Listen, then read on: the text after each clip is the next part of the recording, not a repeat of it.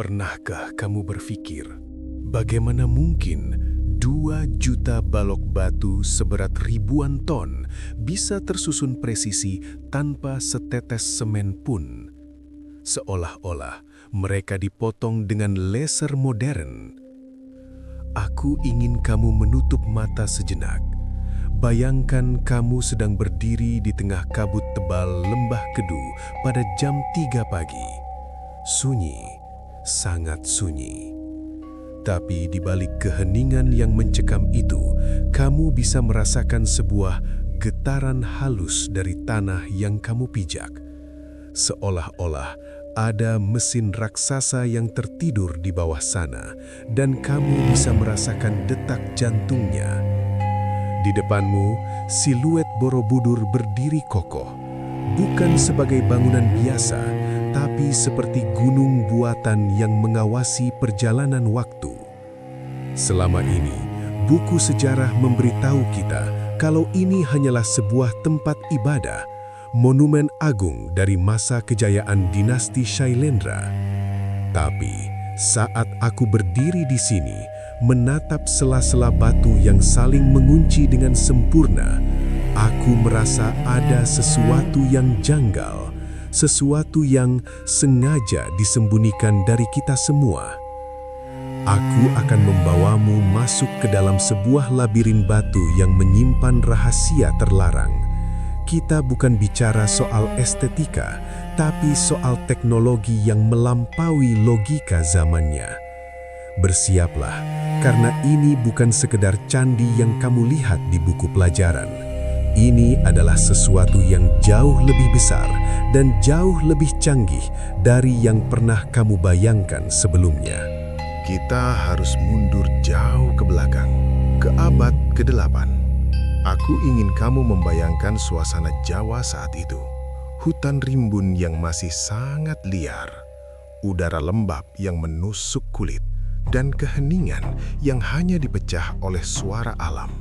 Namun, di balik rimbunnya pepohonan, ribuan pekerja sedang bertarung dengan waktu dan gravitasi di bawah komando satu sosok misterius yang namanya hanya berhembus lewat legenda, Gunadarma. Siapa sebenarnya dia? Disinilah keanehannya bermula. Tidak ada catatan resmi, tidak ada prasasti yang secara gamblang menjelaskan silsilah atau dari mana dia berasal. Seolah-olah Gunadarma muncul begitu saja dari dimensi lain, hanya untuk menanamkan kecerdasan asing ini ke tanah Jawa, lalu menghilang tanpa meninggalkan jejak kaki sedikitpun. Aku ingin kamu melihat lebih dekat ke sela-sela batu itu. Mereka tidak sekedar memahat patung atau relief yang indah. Apa yang mereka lakukan di sini sebenarnya adalah menyusun sebuah komputer batu raksasa. Bayangkan, di masa itu, dunia luar bahkan belum mengenal angka 0 secara luas. Tapi di sini, di tengah hutan Jawa, Gunadarma sudah menghitung algoritma matematika yang luar biasa rumit. Bagaimana mungkin orang-orang yang kita labeli primitif bisa mengatur 2 juta bongkah batu dengan presisi yang begitu mengerikan? Tanpa kertas untuk mencoret turet rumus, tanpa pensil untuk menggambar sketsa. Mereka seolah sedang mengunci frekuensi alam semesta ke dalam struktur fisik. Setiap sudut, setiap lekukan seakan sudah diprogram untuk menangkap sesuatu yang tidak bisa dilihat oleh mata telanjang. Pertanyaannya, dari mana Gunadarma mendapatkan blueprint ini? Apakah dia benar-benar seorang manusia jenius yang lahir mendahului zamannya? Ataukah dia sebenarnya sedang menerjemahkan sebuah pesan yang dikirim dari tempat yang jauh lebih tinggi? Kita sedang tidak bicara soal candi biasa, teman-teman.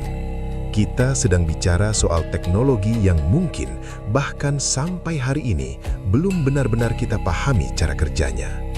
Disinilah plot twist sesungguhnya dimulai. Kamu mungkin melihat Borobudur berdiri kokoh di atas bukit, dikelilingi pepohonan hijau yang asri. Tapi, aku ingin kamu memejamkan mata sejenak dan bayangkan dirimu ditarik kembali ke 1000 tahun yang lalu. Tanah yang kamu pijak sekarang, dulunya mungkin tidak ada. Para peneliti geologi menemukan bukti-bukti yang sangat mengejutkan di lapisan tanah terdalam. Endapan sedimen dan fosil serbuk sari yang hanya bisa ditemukan di dasar air. Artinya, Borobudur dulunya dibangun di tengah-tengah sebuah danau purba yang sangat luas. Kamu tahu apa artinya ini secara arsitektur? Candi ini tidak didesain sebagai bangunan daratan biasa. Borobudur dirancang untuk menyerupai bunga teratai raksasa yang sedang mekar dan mengapung di atas air. Tapi, aku harus kasih tahu kamu satu hal. Ini bukan soal keindahan atau estetika semata. Ada rahasia teknis yang jauh lebih gelap dan kompleks di baliknya. Secara teknis, struktur ini adalah konduktor energi alam. Para ilmuwan yang menganalisis pola bangunannya dibuat geleng-geleng kepala. Mereka menemukan matematika fraktal dan geometri sakral yang sangat rumit. Pola-pola ini, kalau kita masukkan ke superkomputer hari ini, menunjukkan tingkat presisi yang mengerikan. Semuanya simetris secara absolut. Kenapa mereka, orang-orang dari masa lalu yang menurut buku sejarah kita hanya punya peralatan sederhana, butuh presisi setingkat teknologi ruang angkasa? Apa fungsi dari geometri yang begitu sempurna ini jika hanya untuk dilihat manusia? Ada teori yang menyebutkan bahwa seluruh struktur ini berfungsi seperti antena raksasa, sebuah mesin kuno yang mampu menangkap resonansi bumi. Pertanyaannya sekarang, untuk apa? Apa yang sebenarnya mereka coba panggil atau tangkap dari langit melalui danau dan batu-batu ini? Aku mulai merasa Borobudur bukan sekadar tempat pemujaan, tapi sebuah perangkat komunikasi yang kuncinya sudah lama hilang dari tangan manusia. Mari kita periksa bukti fisiknya secara lebih dekat. Buang jauh-jauh bayangan bahwa ini hanya tempat meditasi yang sunyi. Kamu harus melihatnya dari sudut pandang seorang insinyur, atau mungkin seorang detektif yang sedang memeriksa sisa-sisa teknologi yang terlupakan. Coba kamu perhatikan bentuk stupa-stupa itu. Mereka tidak dibuat berlubang hanya untuk estetika. Secara teknis, setiap stupa di sini bertindak sebagai resonator suara. Bentuk loncengnya, kepadatan batunya, hingga sudut kemiringannya, semuanya dirancang untuk mengamplifikasi getaran frekuensi tertentu. Beberapa peneliti amatir hingga ilmuwan akustik mulai bertanya-tanya, apakah Borobudur sebenarnya adalah sebuah orkestra frekuensi raksasa? Dan keajaiban yang sebenarnya terjadi saat matahari mencapai titik tertentu dalam siklus tahunannya.